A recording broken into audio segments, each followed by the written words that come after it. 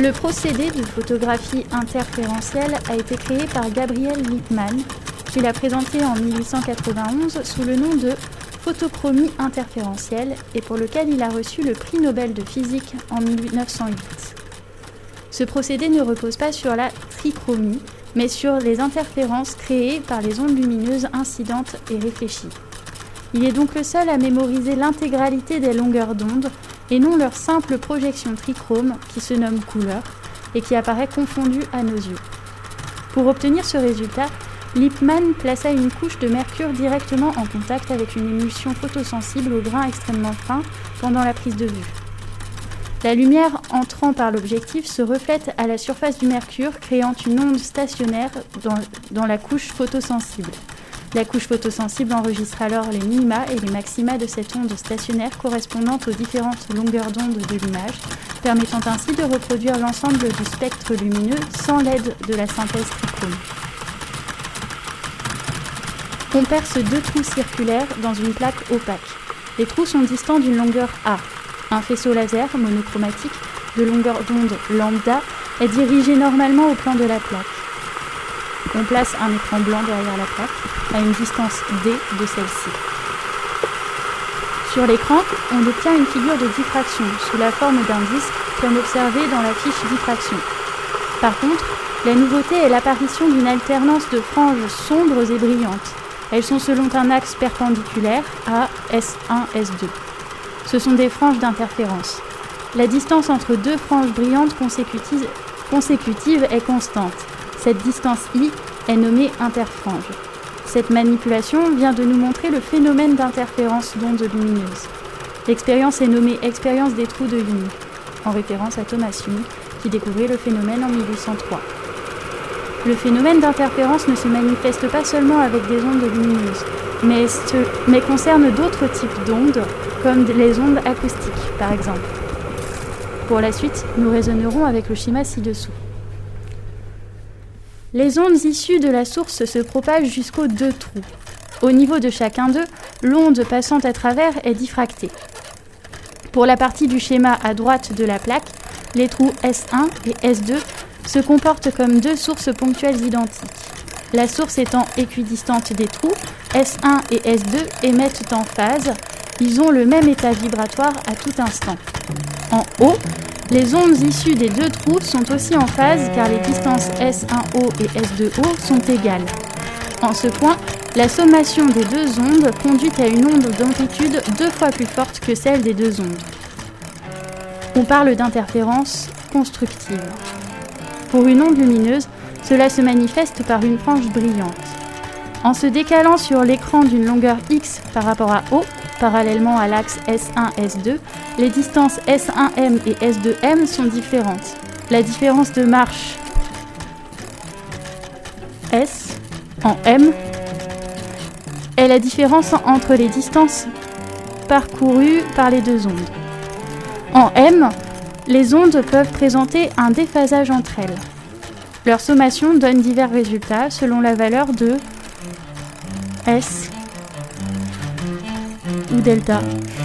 Deux configurations particulières. Si delta est égal à k moins lambda, où k est un entier relatif, sigma ou delta est un multiple de la longueur d'onde lambda, les ondes sont en phase.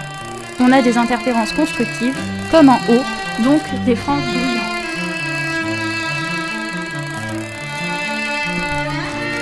Si delta est égal à k plus 1,5 moins lambda, par exemple, si delta est égal à 2,5 moins lambda, les deux ondes sont en opposition de phase. L'onde résultante est d'amplitude nulle. Les interférences sont destructives, cela correspond aux franges sombres. Remarque, les expériences décrites sont effectuées dans l'air. Dans un autre milieu, il faudrait prendre en compte son indice optique dans le calcul de delta. Deux sources quelconques, lumineuses ou acoustiques, peuvent-elles toujours donner lieu à des interférences ? Non, car elles doivent satisfaire deux conditions. Avoir même fréquence, on dit alors que les sources sont synchrones, être cohérentes, c'est-à-dire avoir un déphasage constant entre elles à tout moment en un point donné. Par exemple, deux émetteurs ultrasonores connectés au même générateur basse fréquence peuvent être qualifiés de sources cohérentes. La condition de cohérence n'est pas évidente pour les ondes lumineuses. En effet, les sources lumineuses classiques n'émettent pas l'onde électromagnétique en continu, mais sous la forme de trains d'ondes, ondes générées pendant un laps de temps très court, dont la phase varie d'un train d'onde à l'autre. Ils correspondent d'ailleurs aux photons. Ils correspondent d'ailleurs aux photons, voire fiche dualité onde-corpuscule. Deux sources lumineuses, comme des phares de voiture ou deux points distincts d'une source lumineuse étendue, sont incohérentes. Cela se manifeste par deux ondes dont le déphasage entre elles est aléatoire. Quand les ondes lumineuses traversent une fine lame d'un matériau transparent, elles sont déphasées par les rebonds multiples et peuvent engendrer des interférences. La différence de marche est liée à l'épaisseur de la lame.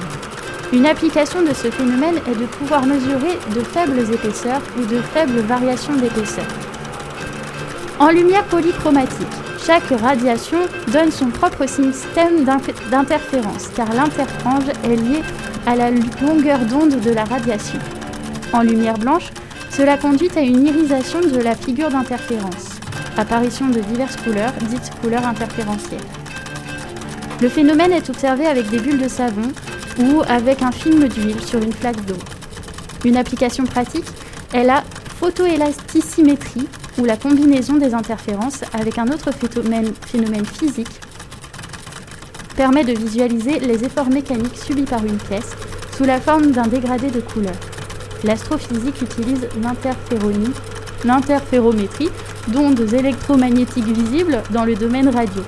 D'autre part, les projets LIGO américains et Virgo franco-italiens sont deux interféromètres géants dont le but est de détecter des ondes gravitationnelles prédites par la théorie de la relativité générale d'Einstein.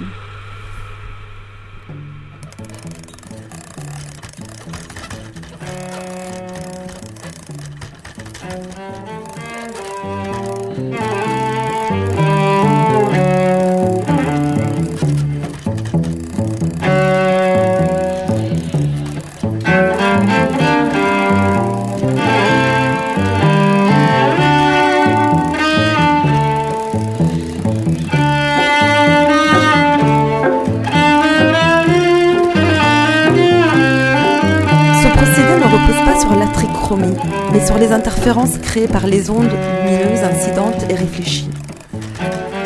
Il est donc le seul à mémoriser l'intégralité des longueurs d'onde et non leur simple projection trichrome qui se nomme couleur et qui apparaît confondue à nos yeux. Pour obtenir ce résultat, Lippmann plaça une couche de mercure directement en contact avec une émulsion photosensible au grain extrêmement fin pendant la prise de vue. La lumière entrant par l'objectif se reflète à la surface du mercure, créant une onde stationnaire dans la couche photosensible. La couche photosensible enregistre alors les minima et les maxima de cette onde stationnaire, correspondant aux différentes longueurs d'onde de l'image, permettant ainsi de reproduire l'ensemble du spectre lumineux sans l'aide de la synthèse trichrome.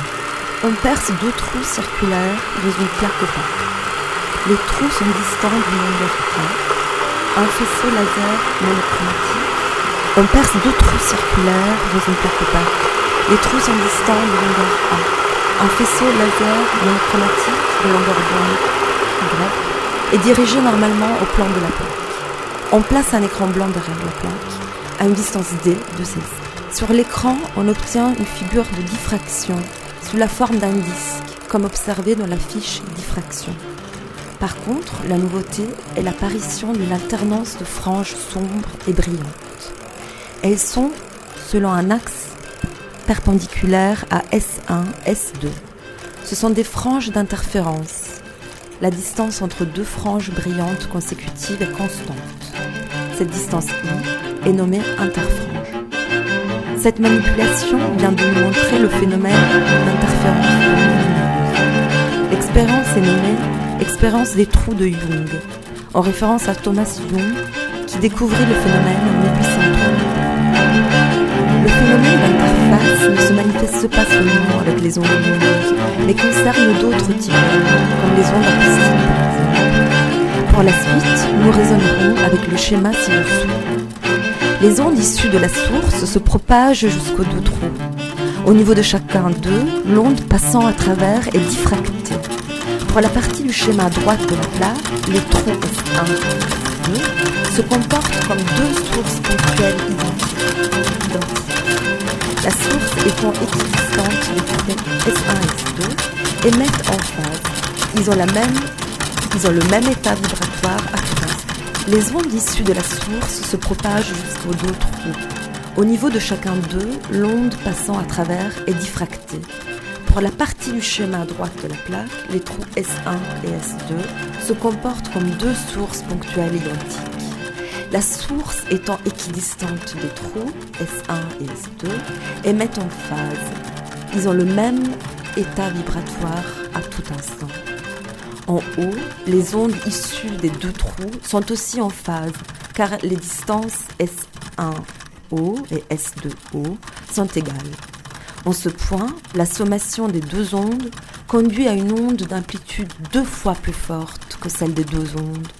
On parle d'interférence constructive. Pour une onde lumineuse, cela se manifeste par une frange brillante.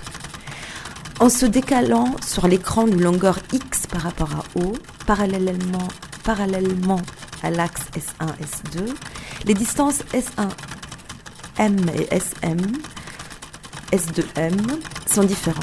La différence de marche en M est la différence entre les distances parcourues par les deux ondes. Deux sources quelconques, lumineuses ou acoustiques, peuvent-elles toujours donner lieu à des interférences ? Non, car elles doivent satisfaire deux conditions.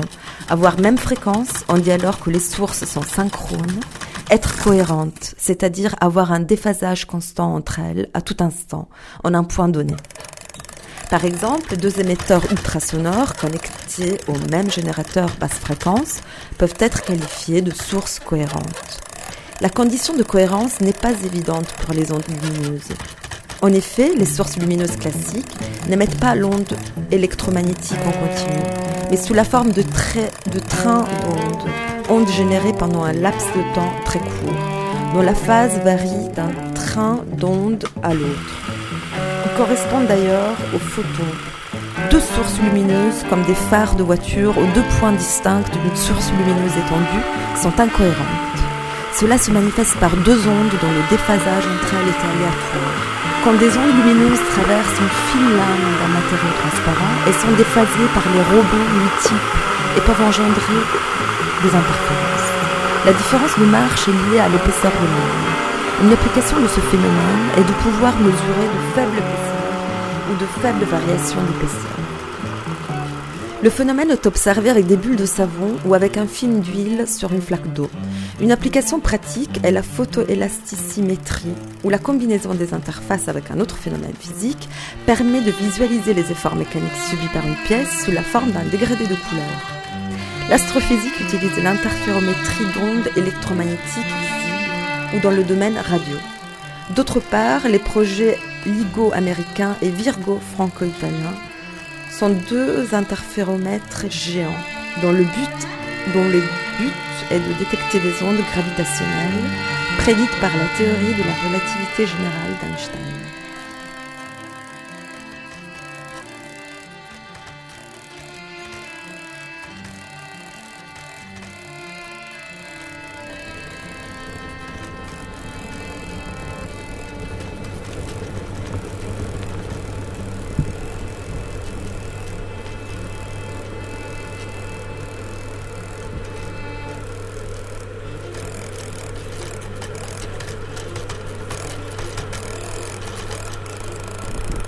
Le procédé de photographie interférentielle a été créé par Gabriel Lippmann, qui l'a présenté en 1891 sous le nom de photochromie interférentielle et pour lequel il a reçu le prix Nobel de physique en 1908. Ce procédé ne repose pas sur la trichromie, mais sur les interférences créées par les ondes lumineuses incidentes et réfléchies. Il est donc le seul à mémoriser l'intégralité des longueurs d'onde et non leur simple projection trichrome, qui se nomme couleur et qui apparaît confondue à nos yeux. Pour obtenir ce résultat, Lippmann plaça une couche de mercure directement en contact avec une émulsion photosensible au grain extrêmement fin pendant la prise de vue. La lumière entrant par l'objectif se reflète à la surface du mercure, créant une onde stationnaire dans la couche photosensible. La couche photosensible enregistre alors les minima et les maxima de cette onde stationnaire, correspondant aux différentes longueurs d'onde de l'image, permettant ainsi de reproduire l'ensemble du spectre lumineux sans l'aide de la synthèse trichrome. On perce 2 trous circulaires dans une plaque opaque. Les trous sont distants d'une longueur A. Un faisceau laser monochromatique de longueur On place un écran derrière la plaque à une distance D de celle-ci. Sur l'écran, on obtient une figure de diffraction sous la forme d'un disque, comme observé dans la fiche diffraction. Par contre, la nouveauté est l'apparition d'une alternance de franges sombres et brillantes. Elles sont selon un axe perpendiculaire. Ce sont des franges d'interférence. La distance entre 2 franges brillantes consécutives est constante. Cette distance I est nommée interfrange. Cette manipulation vient de nous montrer le phénomène d'interférence d'ondes lumineuses. L'expérience est nommée expérience des trous de Young, en référence à Thomas Young, qui découvrit le phénomène en 1803. Le phénomène d'interférence ne se manifeste pas seulement avec les ondes lumineuses, mais concerne d'autres types d'ondes, comme les ondes acoustiques par exemple. Pour la suite, nous raisonnerons avec le schéma ci-dessous. Les ondes issues de la source se propagent jusqu'aux 2 trous. Au niveau de chacun d'eux, l'onde passant à travers est diffractée. Pour la partie du schéma à droite de la plaque, les trous S1 et S2 se comportent comme 2 sources ponctuelles identiques. La source étant équidistante des trous S1 et S2 émettent en phase. Ils ont le même état vibratoire à tout instant. En haut, les ondes issues des 2 trous sont aussi en phase car les distances S1O et S2O sont égales. En ce point, la sommation des 2 ondes conduit à une onde d'amplitude 2 fois plus forte que celle des 2 ondes. On parle d'interférence constructive. Pour une onde lumineuse, cela se manifeste par une frange brillante. En se décalant sur l'écran d'une longueur X par rapport à O, parallèlement à l'axe S1-S2, les distances S1M et S2M sont différentes. La différence de marche en mètres est la différence entre les distances parcourues par les 2 ondes. En M, les ondes peuvent présenter un déphasage entre elles. Leur sommation donne divers résultats, selon la valeur de 2 configurations particulières. Si I égale K, où K est un entier relatif, I est un multiple de la longueur d'onde. Les ondes sont en phase, on a des interférences constructives, comme en haut, donc des franges brillantes. Les 2 ondes sont en opposition de phase. L'onde résultante est d'amplitude nulle. Les interférences sont destructives. Cela correspond aux franges sombres. Les expériences décrites sont effectuées dans l'air. Dans un autre milieu, il faudrait prendre en compte son indice optique pour le calcul. 2 sources quelconques, lumineuses ou acoustiques, peuvent elles toujours donner lieu à des interférences? Non, car elles doivent satisfaire 2 conditions. Avoir même fréquence, on dit alors que les sources sont synchrones. Être cohérentes, c'est-à-dire avoir un dépassage constant entre elles à tout instant au même point de vue. Par exemple, 2 émetteurs ultrasonores connectés au même générateur de basse fréquence peuvent être qualifiés de sources cohérentes. La condition de cohérence n'est pas évidente pour les ondes lumineuses. En effet, les sources lumineuses classiques n'émettent pas l'onde électromagnétique en continu, mais sous la forme de trains d'ondes, ondes générées pendant un laps de temps très court, dont la phase varie d'un train d'onde à l'autre. Ils correspondent d'ailleurs aux photons. 2 sources lumineuses, comme des phares de voiture, ou 2 points distincts d'une source lumineuse étendue, sont incohérentes. Cela se manifeste par 2 ondes dont le déphasage entre elles est aléatoire. Quand des ondes lumineuses traversent une fine lame d'un matériau transparent, elles sont déphasées par les rebonds multiples et peuvent engendrer des interférences. La différence de marche est liée à l'épaisseur de la lame. Une application de ce phénomène est de pouvoir mesurer de faibles épaisseurs ou de faibles variations d'épaisseur. En lumière polychromatique, chaque radiation donne son propre système d'interférence, car l'interfrange est liée à la longueur d'onde de la radiation. En lumière blanche, cela conduit à une irisation de la figure d'interférence, apparition de diverses couleurs, dites couleurs interférentielles.